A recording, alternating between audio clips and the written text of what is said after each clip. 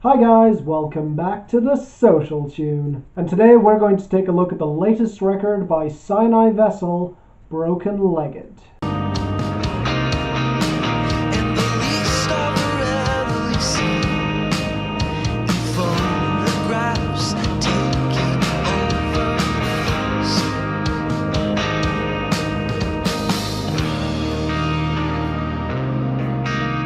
You know, emo music is one of those genres that I've always liked, but never really adored. Now the main reason for that is that, well, a lot of it is extremely similar. Focusing on teenage angst, failed relationships, the conformity of our society, you get the picture. It honestly takes a lot for an act in this genre to really win me over and get me to respect them. The two albums that immediately come to my mind as the gold standard of this genre are Green Day's American Idiot and, of course, Teens of Denial by Car Seat Headrest.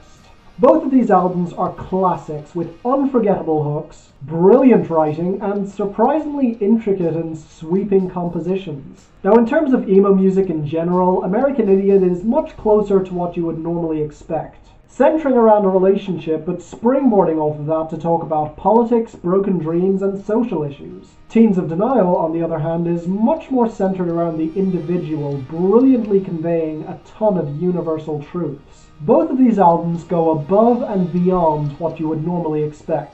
And so, when it comes to other emo records, they really do have to make an effort in order to stand out to me. Which brings us to Sinai Vessel, who released their debut album Labor Pains in 2011. Now that record, while not great, is definitely one that showed a lot of promise going forward. And so, 5 years later, how's their sophomore album Brokenlegged? Well, it's definitely a good album, and I will be recommending it, but it's also one of those cases where one slight change would have made it great, while right now it's just really good. And the reason is the production.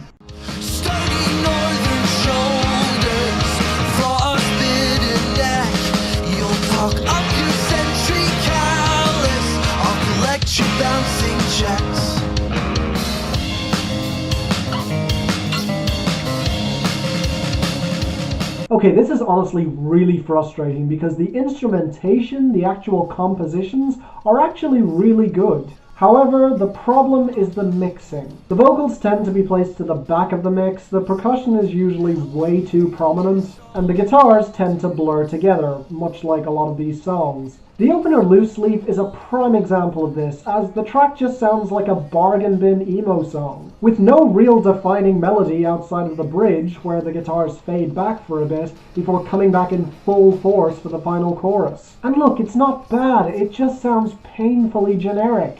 Now, if you want a track that's bad, a track that annoyed me, take Laughlin. For one reason and one reason only, and that's the percussion. For some reason, at the front of the mix on this song, you get what sounds like drumsticks tapping together, and it never shuts up. Again, it's right at the front of the mix, it never goes away, and once you notice it, it's impossible to unnotice. It really drove me up the wall, despite the rest of the song being fine. Things do pick up once we get to Ramekin, which actually had a hook and some sharp guitar snares as opposed to the guitars just blurring across the track. Not to mention the violin touches across that song, which were really unexpected but kind of gorgeous. Nice job there. And from then on, it's pretty smooth sailing. The percussion and grooves are well defined and catchy on Down With The Hull, even if those guitar squeals felt a little unnecessary. Dogs and Birth Blood have some great minor chords thrown in there. And then you have the album highlight, Died on My Birthday. A great acoustic track dedicated to a friend whose funeral happens to be on the same day as our protagonist's birthday. And I really do wish that Sinai Vessel would do more acoustic tracks because it was honestly really pleasant. Now, let's move on to the vocals.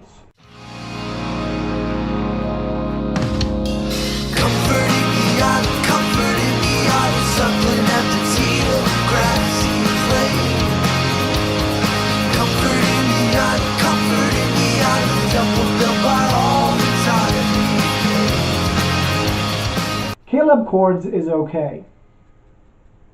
Honestly, I don't know what to add. He's not a great vocalist, but he's not bad. Honestly, he matches the instrumental on Loose Leaf pretty well. It's inoffensive and it occasionally blurs together. Now again, that doesn't make him bad, I'd just never be able to pick him out of a roster of emo singers. Now with that said, I did really like the multi-tracked vocals on Ramekin, and his voice did pick up some welcome energy on Down With The Hull and the closer, Cork of Worry, where he's probably at his most expressive on this album outside of maybe Birth Blood. And again, I really did like his performance on Died on My Birthday. It really did match the subtlety of the instrumentation really well. On the other hand, I didn't like his screeched vocals on Laughlin, which just added up to all my other problems with that track. You know, so far I've been pretty harsh on this album, so what saves it for me? The lyrics.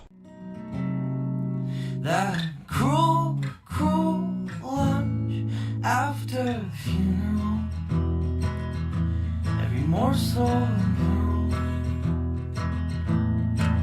feels undeserved and irreverent. Now in terms of what is actually being said on this album, it's definitely interesting. For example, Dogs takes shots at religious people who don't follow what they preach, judging and shaming people of other religions. Loose Leaf is about going against the general flow and the fear that that can involve. Cork of Worry is about chasing the wrong things in life as opposed to the truth and real happiness. Again, the content is interesting enough, but nothing mind-blowing. What I did really love though was the songwriting on this album, because the words they use, the actual lyricism, is excellent. From the multiple references of leaves on a tree and theatre on Loose Leaf, to the poetry of Down With The Hull, to the utter disdain of Dogs, which is written as if from the point of view of self-righteous and self-proclaimed good Christians, who nevertheless end up judging their own families. And that's before you get to the metaphor of the house on Cork of Worry, or the utter defeatedness of Died on My Birthday. Again, the writing is excellent, so if you do check out this album, read along with the lyrics. The poetry really is a treat.